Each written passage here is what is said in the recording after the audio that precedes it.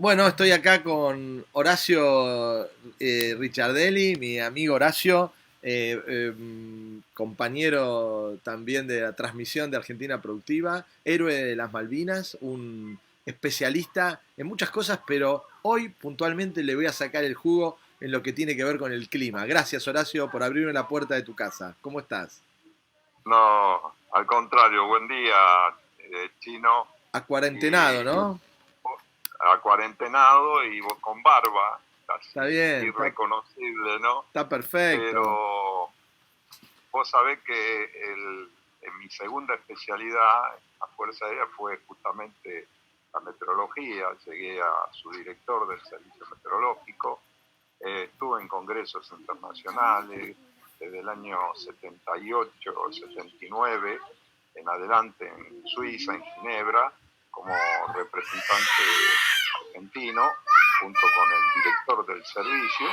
Y bueno, eso me permitió también una experiencia de muchas cosas que en ese momento uno no le daba por ahí tanta importancia, porque no la tenía. Vamos a ser claros, por ejemplo, ahora todo el mundo habla de cambio climático. En ese momento no se hablaba de cambio climático y era un departamento que hacía estudios dentro del servicio meteorológico. Ahora ya está a nivel presidencial el tema, por las consecuencias, la gravedad, hay de todo, hay cosas que son ciertas, hay cosas que están agrandadas, como es el mundo actual, ¿no? De acuerdo a la conveniencia de las naciones. Ahora, Así ¿por que, qué bueno, te agradezco. ¿Por qué, Sí, Horacio, tenemos este tema tan particular de hoy de este clima tan benigno, ¿no? ¿Por qué? ¿Por qué sucede esto? mira, para entrar a detallar esto, para que el público en general, la audiencia o televidencia lo entienda. Eh, hay dos conceptos. Uno es el meteorológico, puro, exclusivo, que es el estudio de los fenómenos de la atmósfera, y el otro es el clima, en la cual hay una relación, ninguna duda, el clima es consecuencia del factor meteorológico. Pero hay una distinción. El factor meteorológico trabaja sobre base precisa en el hora a hora, para darte una idea, un pronóstico, eh, como mucho a 5 días para darte un pronóstico, o sea, para decir qué va a pasar en nuestras latitudes, en el caso de la Argentina, que está afectado por sistemas en la cual ahora vamos a explicar. Y el factor climatológico es cómo incide, digamos, el clima de acuerdo a las latitudes en el factor humano, o sea, en las personas. Nosotros tuvimos un gran doctor que era alemán, lo honro, el doctor Hoffman, que fue el que hizo a escala mundial, el primer atlas climatológico, en la cual lo adoptó la Organización Meteorológica Mundial, cómo influía en la vida humana. No es lo mismo estar en la Antártida con 50, 40 grados bajo cero que estar en climas tropicales con la inversa, 40, 40 y pico de grados de temperatura. ¿Cómo resiste el ser humano eso? ¿No es cierto? Bueno, todo ese estudio ya se hizo en la década, repito, del 80, fundamentalmente. Yo le facilité toda la tarea para que se hiciera, le llevó años, y lo adoptó a nivel mundial la Organización Meteorológica Mundial. Bueno, una vez hecha esta disquisición, vamos a dos temas en el aspecto meteorológico. Uno es el aspecto, cuáles son, uno, la fábrica de los sistemas de media latitud como la Argentina, Chile, parte de Brasil, gran parte de Brasil, ¿no es cierto? Y del hemisferio sur o del hemisferio norte, porque se da el espejo también en el hemisferio norte. Si bien la masa continental del hemisferio norte es mucho más ancha que la del hemisferio sur, y del caso del cono sur, estamos rodeados de océanos, somos una ínsula en el caso de la Argentina, igual que Chile, pero más la Argentina por la expansión que tiene territorial muy grande. Entonces estamos por acción moderadora de los océanos Atlántico, Pacífico y el mar Antártico. O sea, hay confluencias de tres. Entonces, la fábrica del clima, como le dicen a la Antártida, y que tuve el gusto de estar muchísimas veces en la Antártida, inclusive una de mi primera investigación de años 79 y que lo presenté justamente en la Organización Meteorológica Mundial, fue sobre la capa de ozono, Chino. Mirá vos qué año 79, en la cual yo te digo honestamente, no le había dado importancia, salvo la investigación en la cual en ese momento estaba reduciendo la capa de ozono en lo que era el cono sur y fundamentalmente con epicentro en la Antártida. Entonces fue una alerta, una alerta. Cuando yo presento ese trabajo me sorprendió porque me vinieron a ver los yanquis, los rusos, los ingleses, los franceses, los alemanes. Y dice, ¿cómo sacó? ¿De dónde hizo ese trabajo? Entonces yo le dije que mi experiencia antártica, más en esa época, mirá el nivel que tenía la Argentina, se hacía un radiosondeo por día desde la base Marambio y otras bases antárticas argentinas.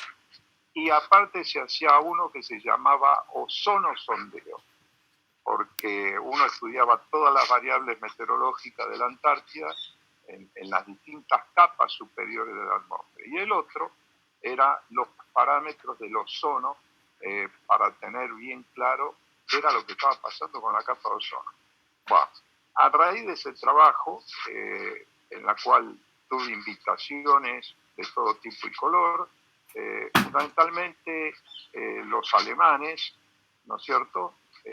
Luego me donaron equipos, me donaron una supercomputadora para el servicio meteorológico, en la cual, dado la calidad de este trabajo, ellos estaban interesados cómo iba a evolucionar. Entonces, esto me permite decir, para hacerlo sencillo, lo que es la fábrica del clima en nuestras latitudes, que llega, por supuesto, a diluirse en las zonas subtropicales. Y ahí tenemos los famosos frentes. O viste cuando anuncian frente frío, frente polar, son diferentes porque va la graduación de temperatura con que vienen cargados acorde donde se originan, que es en el polo sur. En el polo norte pasa lo mismo, tienen también los frentes polares. No tanto Horacio, te interrumpo y te hago una consulta para ir a un tema cotidiano. Sí. Hoy no hace frío, no estamos acostumbrados. Este clima... Ya llegamos. Okay. Ya llegamos. No seas impaciente, porque si no no se va a entender lo que está pasando. Bueno, y el segundo aspecto de este concepto es, así como la fábrica del clima en la Antártida, en los polos, tenemos la fábrica del oxígeno, que es justamente la Amazonas, dentro del cono sur y dentro de Sudamérica y del mundo. La transferencia de oxígeno permanente que oxigena, valga la redundancia, la atmósfera. Teniendo esos dos factores, es decir, se desenvuelve todo el factor luego climático, que acá viene el lazo, y acá vamos a llegar a lo que vos decís. Esto, digamos, no es nuevo. Ahora, cuando hablamos de factor climático, tenemos que hablar de miles de años. No sé si queda claro. Recién decíamos el factor meteorológico, estamos hora a hora, día a día, hasta con 5 o 6 días de anticipación. Aquellos que escuchen un pronóstico que le diga 10 días no tiene validez, no tiene, por más técnica de avanzada, satélites meteorológicos, etc. Yo fui el primero que hizo curso de satélite meteorológico en Francia luego traje la técnica a la Argentina, la enseñé tanto en la Universidad de Buenos Aires como en el Servicio Meteorológico, para ser gente, digamos, especialista. O sea, con eso y todo, no se llegaba a entender. Los cambios climáticos son por ahí de 1000 años, no sé si me explico, y acá vamos entrando en tema cuando dicen cambios climáticos. ¿A qué me refiero? ¿Qué periodo? ¿Estoy hablando de 10 años? ¿De 100? ¿De 1000? Es decir, el último cambio climático, el último, fue cuando cambió el eje de la Tierra, y yo tengo las pruebas justamente en piedras que he recogido en la Antártida de que era clima tropical, no era el continente helado de más de 3000 metros de profundidad de hielo. No, ese fue el primer cambio, o el último. Pero, Horacio, porque es demasiado ahora, técnico. Sí, ahora llego. Entonces, hubo época, yo te doy 2 hechos relacionados a lo que vos preguntabas. El día que me casé, que voy a cumplir ahora 50 años, un 29 y 30 de mayo por iglesia, ¿sí? Pasó el chivo, hacía calor, pero con alta humedad. Unos años después, pasó lo mismo, casi 8 o 10 años después, pasó lo mismo. Es decir, esto no es nuevo, porque esto tiene que ver con el factor meteorológico, más, no sé si me explico, por esto toda esta explicación anterior, más que con el factor climático. Es decir, los cambios meteorológicos están dados ahora, vamos ya al meollo de la pregunta tuya, están dados por lo que se llama la zona de convergencia intertropical, que es 5 o 6 grados hacia el sur del Ecuador, 5 o 6 grados hacia el norte del Ecuador, donde ahí están los vientos alisios y los famosos contralisios. ¿Qué provocan esto? Provocan los anticiclones. ¿Qué son los anticiclones? Son zonas de alta presión, de muy alta presión, en la cual, de acuerdo al corrimiento del Sol, que tiene que ver con la rotación de la Tierra, con la traslación y con la precesión, que es el movimiento que tiene el eje de la Tierra, se desplaza en verano más al sur, y en el invierno se desplaza más hacia el norte. Los anticiclones del Atlántico y del Pacífico hacen el mismo corrimiento, pero no es exacto. Es decir, si no sería predecible. Y ahí tenemos los famosos fenómenos del Niño y de la Niña. Para contestar tu pregunta, es decir, estos anticiclones, que son zonas de alta presión, advectan aire, ¿no es cierto?, hacia las costas del Pacífico y también del Atlántico. Están en alguna medida sí correlacionados. En una síntesis salvaje, Horacio, entonces, esto que está sucediendo no tiene absolutamente nada que ver con la falta de circulación de los automotores, la limpieza, ni el clima, no es una consecuencia de esta falta de polución. Nada. No es una anomalía. Nada. O sea que esto podemos hablar también sobre el tema este. Yo estoy investigando en estos días de cuarentena, te imaginás, estoy como león enjaulado, igual que vos, y millones de habitantes, y estoy investigando la relación, por ejemplo, entre el coronavirus y el descenso que hubo, digamos, por la polución, o sea, menor polución, contaminación atmosférica, marítima, etcétera, si la correlación que hay, en la cual se puede llegar a una falsa conclusión. Para el cambio que hay de cierta variación de temperatura, casi entramos en lo climático, ¿no es cierto? No es desastroso todavía, no llega a niveles, porque va a ser desastroso cuando veamos descongelar los polos, o sea, la Antártida. Y es una barrera de hielo de más de 3.500 metros de profundidad, la barrera de Feyerabend y todo eso, ¿no es cierto? O sea, esto es una tranquilidad. Por eso, no insistamos tampoco en políticas, digamos, de tanta industrialización. Acá hay un solo problema, Chino. El problema que se demostró con esta relación que estoy estudiando entre coronavirus y justamente cambio climático, es cómo inciden el dióxido de carbono y el dióxido de nitrógeno. Son los dos contaminantes más grandes a través de las industrias, fundamentalmente en el 80-90% basados en el carbón, en el petróleo y en la deforestación. Por eso hice la disquisición al comienzo, el oxígeno, la Amazona, la deforestación tiene que ver también, pero fundamentalmente son los hidrocarburos y el carbón. Mira lo que te digo, esto es un dato, una premisa te la doy a vos. ¿La querés o no la querés? Sí, sí, por supuesto. Reduciendo 10% el consumo de combustible y de carbón en las industrias, sobre todo el gran generador, qué casualidad, de dióxido de carbono y de nitrógeno, es China. Y después sigue Estados Unidos, y después sigue Europa. Y China y Estados Unidos no firmaron el Tratado de Kioto, que la reducción de las emanaciones esta que producen el dióxido de carbono y el de nitrógeno. No la firmaron, porque dicen que eso paralizaría su avance industrial.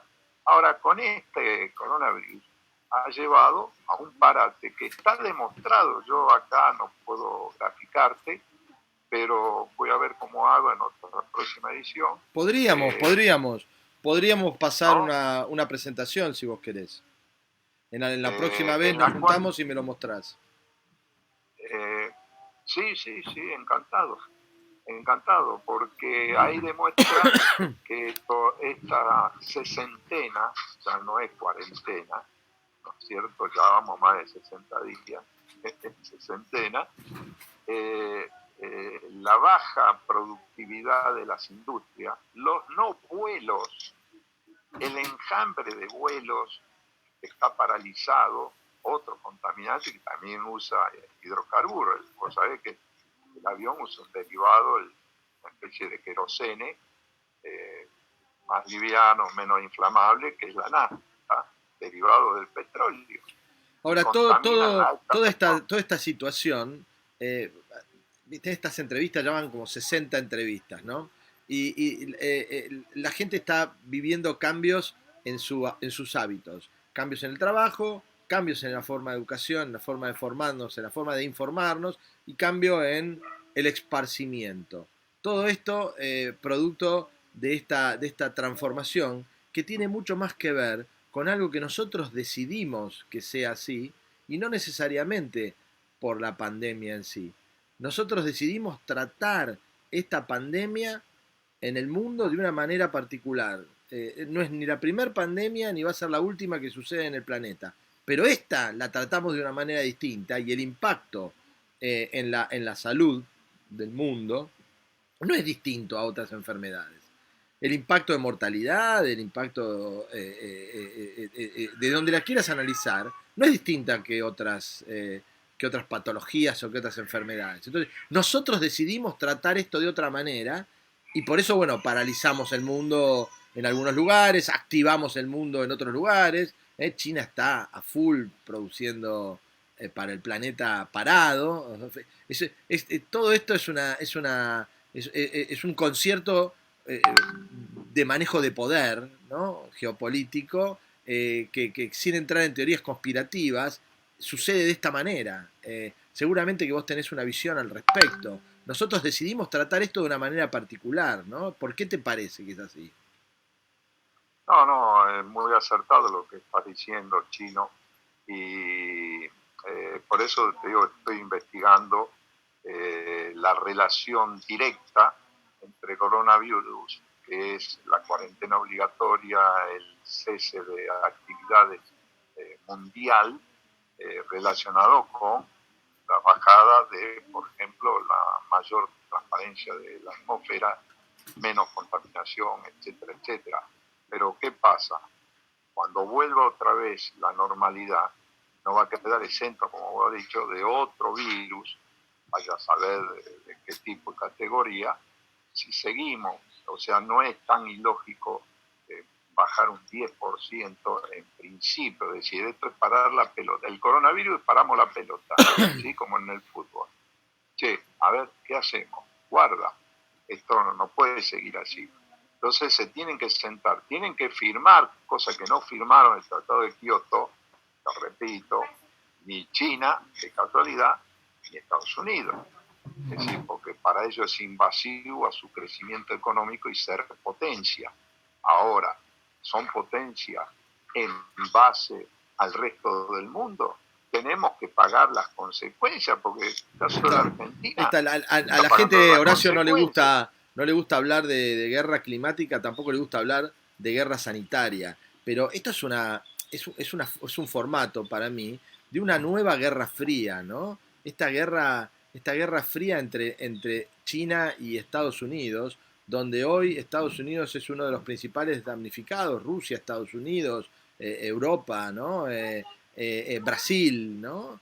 Que son los grandes jugadores económicos contra China, y China está en una situación impresionante desde el punto de vista de su crecimiento económico. Entonces, esto es difícil no entrar a pensar que es una forma de guerra económica, ¿no? Y que está sucediendo, y nosotros somos el jamón del sándwich, ¿no? Total, Chino. Bueno, el último libro, se agotó, que es los protocolos de la corona británica y estrategia angloamericana. El libro, 2001, tu libro, sí. Mi libro, sí. 2001, hace casi 20 años, 19 años, yo delineo lo que son las guerras, los clásicos como Clausewitz hablaba que la guerra es la continuación de la paz por otros métodos que son cruentos, como toda guerra. Pero no estudió qué pasaba después de una guerra. Había vencedores y vencidos. Es decir, entonces yo me dediqué al nicho ese. Y ahí descubro que no terminó la guerra, es decir, terminó la guerra cruenta, pero no terminó la guerra política, que involucra la guerra psicosocial, involucra la guerra de organización, involucra la guerra psicológica, involucra la guerra de inteligencia contra inteligencia, involucra la guerra de masas. Y acá está en lo que vos estás diciendo. Es decir, estas naciones han continuado. Así fue la Guerra Fría, y cuando fue el tema del coronavirus, que suspendimos el programa ahí en el canal 22, una semana antes, que ya venían noticias alarmantes, pero no se conocía ciencia cierta. En el último programa no lo puedo mentir o desmentirme yo mismo, hablé que lo primero que tenían que tomar las medidas era cerrar el aeropuerto de Ezeiza. Cerrar el aeropuerto, pero estricto. Le hacían un test de confiable en lo que vos decías, de declaración jurada. No, tenían que haberlo ahí, no hubiéramos evitado muchas desgracias posteriores. Sí, y el otro tema es que a partir de ahí, ¿cuál iba a ser el descalabro que iba a producir? Me acuerdo que lo traté con el doctor Luis Rey, economista y geopolítico también, y anunciamos una semana antes prácticamente lo que venía y lo que iba a pasar, ¿sí? Entonces, ahora y lo tratamos de que esto era una guerra, es decir, una guerra sanitaria, pero con implicancia geopolítica, como vos dijiste. Y no me cabe duda. Y también mencionaste algo que, digamos, justamente el autor allá después que vine de esa, digamos, congreso, estuve casi 2 meses, Suiza, en Francia, recorriendo un poco instalaciones, digamos, más de avanzada, hablé y fui el primero que, digamos, desarrollé el tema de guerra meteorológica. ¿Sabe por qué? Porque las grandes potencias, es todo un verso, como muchas cosas que hay, ellos no comparten los conocimientos y los avances. ¿Sabes por qué? Porque primero está su defensa nacional.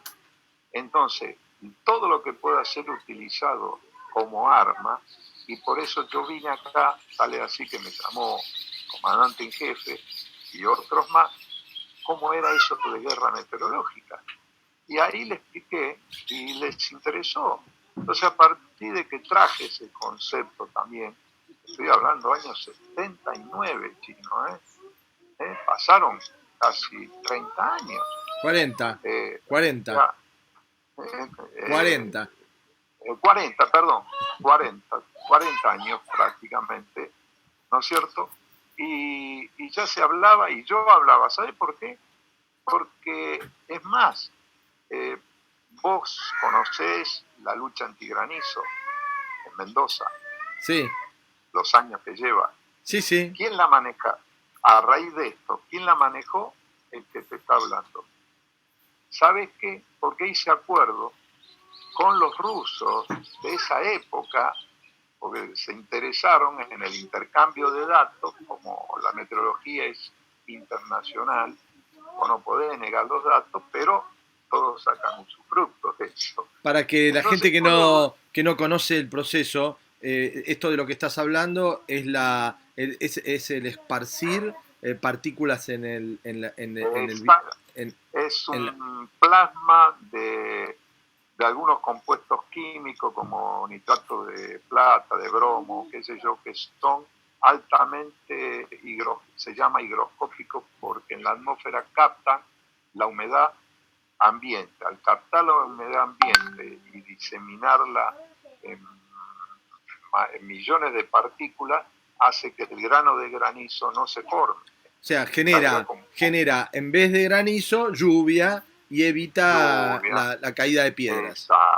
en la caída de piedra. Bueno, pero primeramente tiene que bombardear la atmósfera una vez detectada, sobre todo los cúmulos nimbos, que son las nubes más altas, pueden llegar a 25 kilómetros de altura, con 2/3 partes de hielo, ¿no es cierto? Entonces, cuando se detectaban a través de los radares, uno había en San Martín, Mendoza, y otro que se instaló después, también en Mendoza, en el aeropuerto, se detectaba y se hacía una comparación de datos de esas nubes, probabilidad de granizo, y ahí se lanzaban estos cohetes que, digamos, diseminaban eso. Entonces, si esto se hacía a partir del año 79, no, 80, cuando hago ese convenio, ¿no es cierto?, ¿qué no estarían haciendo los españoles y los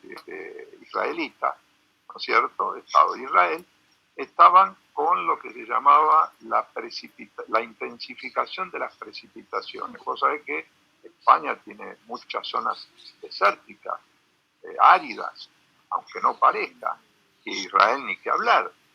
El desierto avanza igual que el norte africano y demás. Pero, ¿qué hacían? Al revés, bombardeaban la atmósfera con productos químicos también para captar la humedad del ambiente y la formación de nubes, que en definitiva, ¿qué es una nube? Es una acumulación de vapor de agua, la condensa, es como cuando vos pones la pava, esto para el que está viendo, ¿no es cierto? Vos pones la pava, cuando hierve, ¿qué hace? Larga vapor, ¿sí? Y levanta la tapa de la pava. Bueno, es un proceso termodinámico ese. que es lo que se hace en la atmósfera. Entonces, esto, si años ya 79, 80, y tomo conocimiento de esto, ¿cómo no se iba a llegar, que eso para otro tema más adelante, por ejemplo, al famoso HARP? No sé si escuchaste el HARP, o los chemtrails, famosos, digamos, nubes que dicen que esparcen, digamos, productos químicos en la atmósfera y quedan, se notan porque se condensa y es a simple vista, ¿viste? Como la estela de un avión a gran altitud, cuando está despejado, vos ves la estela. Eso se llama estela de condensación. Bueno, estos productos hacen lo mismo. Ahora, ¿cómo han llegado a eso? Y no comparten, te repito, las experiencias, no las comparten, porque para ellos es mantener la vanguardia tecnológica, es mantener la vanguardia en la defensa. Lo mismo que todo el tema de la exploración del espacio exterior. ¿Qué comparten? Comparten después de muchos años que de esas experiencias hacen las industrias, digamos, que privilegian sus industrias, su gente, sus técnicos, ingenieros, para venderte productos como este de la alta tecnología que estamos usando. ¿O no? Está claro, Horacio. Interesante. Vamos a hacer otro encuentro, quizás con alguna presentación, con un tema más. Me queda claro lo del cambio climático. Esto pasa por otro lado. Y lo de la guerra, o esta herramienta de manejo de poder que es el clima, da para hablar largo. Muchísimas gracias, Así Horacio. es, Chino. No, a vos, Gracias Chino, por... y te mando un abrazo a la distancia y Sí. a ver cuándo podemos reanudarnos ciertos Sí, programas. seguro. Un placer, Horacio. Felicitaciones por los más de 60 programas que no bajaste los brazos estando en Tal cual. cuarentena o en Tal cual. Muchas gracias, Horacio. Nos vemos. Un A abrazo. vos, Chino. Igualmente.